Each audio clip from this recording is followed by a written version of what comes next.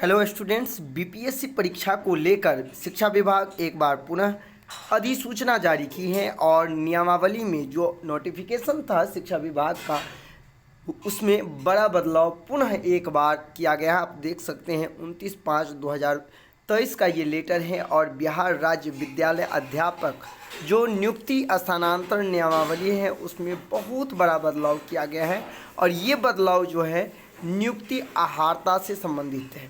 तो आइए इस वीडियो में जानते हैं कि आखिरकार क्या कुछ बदलाव किए गए हैं और इस बदलाव के बाद अब कई हजारों अभ्यर्थी जो है वो बीपीएससी परीक्षा में बैठने के लिए योग्य हो जाएंगे। तो आइए देखते हैं कि क्या कुछ बदलाव किया गया है आज के इस नोटिफिकेशन के आधार पर।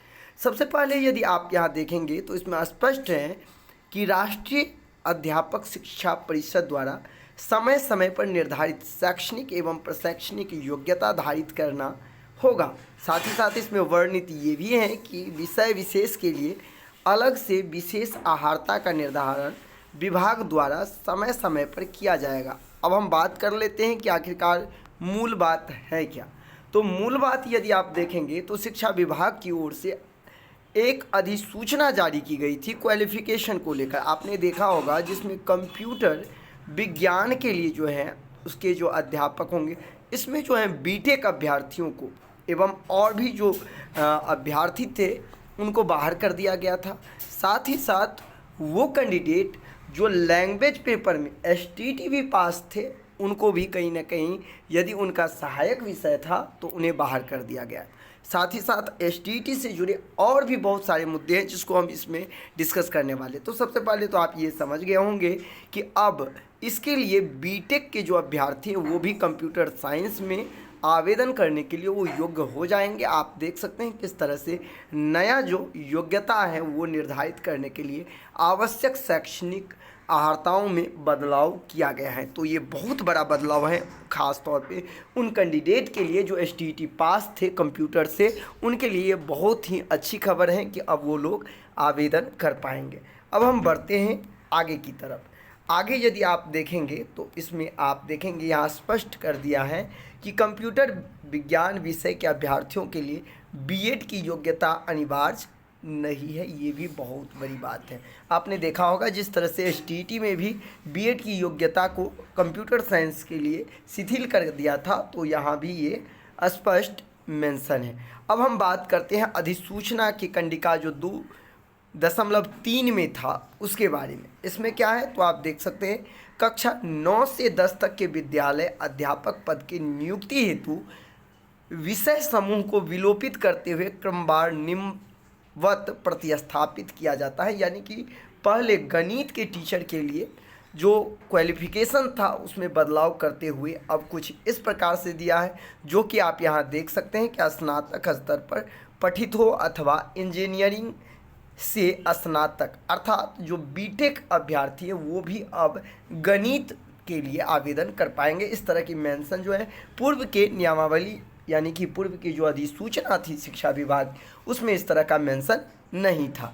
वही यदि हम बात करें विज्ञान के लिए तो आप देख सकते हैं स्पष्ट यहाँ कहा गया है कि स्नातक स्तर पर जंतु विज्ञान या फिर प्राणी विज्ञान, वनस्पति विज्ञान, रसायन शास्त्र पठित विषय हो अथवा इंजीनियरिंग से स्नातक जिसमें विज्ञान की विशेषज्ञता हो, अर्थात कि वो कैंडिडेट यदि इंजीनियरिंग किए हैं और उसमें विज्ञान मेंशन है अर्थात विज्ञान से हुए तो वो भी विज्ञान के लिए आवेदन करने के लिए योग्य मानेंगे जाए।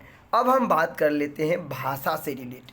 क्या है भाषा से, तो आपने देखा होगा जिस तरह से 9th और 10th के लिए ये स्पष्ट कहा गया था कि वो लोग ही बीपीएससी के थ्रू आवेदन कर पाएंगे जिसका ऑनर्स पेपर क्या है वो लैंग्वेज पेपर है।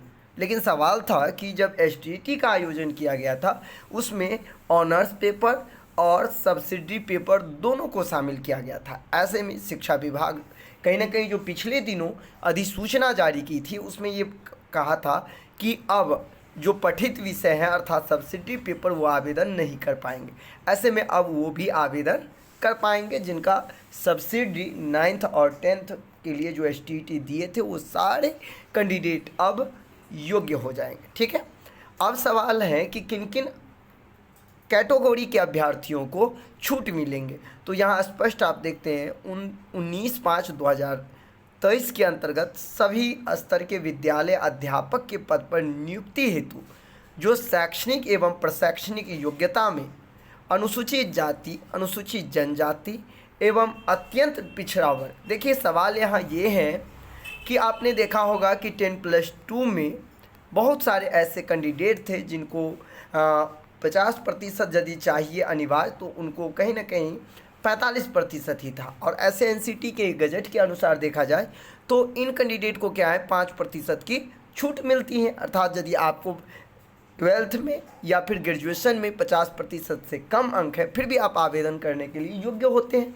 ऐसे में शिक्षा विभाग ने उस अधिसूचना में कोई भी मेंशन नहीं किया था। ऐसे में अब इस अधिसूचना के आधार पर यह स्पष्ट कर दिया गया है कि आपकी जो शैक्षणिक योग्यता है और प्रशैक्षणिक योग्यता है, और यदि आप अनुसूचित जाति, अनुसूचित जनजाति, अत्यंत पिछड़ा वर्ग और पिछड़ा वर्ग या फिर दिव्यांग हैं, तो आपको 5% की छूट दे होगा। इसका सीधा असर ये है कि यदि आपको इंटर में 45% है फिर भी आप आवेदन कर पाएंगे, और यदि आप बीएड किए हैं और 50% से कम है फिर भी आप इसमें आवेदन कर पाएंगे। तो कहीं ना कहीं आप समझ गए होंगे कि किस तरह से इस नियमावली के अकॉर्डिंग, और इसमें भी आप देख सकते हैं कि राज्यपाल का आदेश है।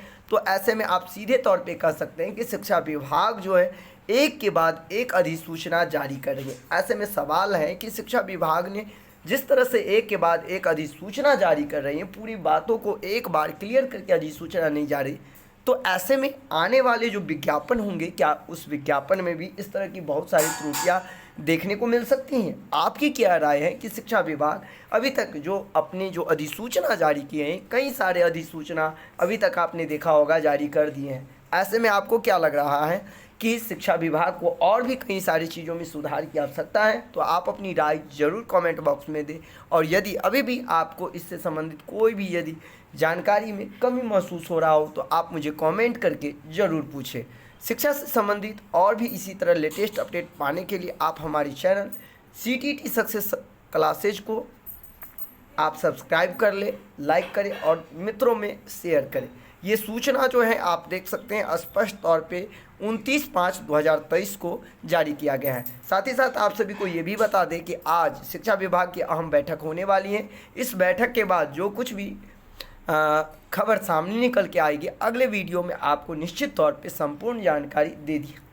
इसीलिए मैं पुनः आप सभी से कहना चाहता हूं कि यदि इस चैनल को अभी तक आप सब्सक्राइब नहीं किए हैं तो एक बार सब्सक्राइब अवश्य कर लें, जिससे कि हर वो इन्फॉर्मेशन आपको मिल सके जो आपके लिए काफ़ी महत्वपूर्ण होगा। मिलते हैं नेक्स्ट वीडियो में। धन्यवाद।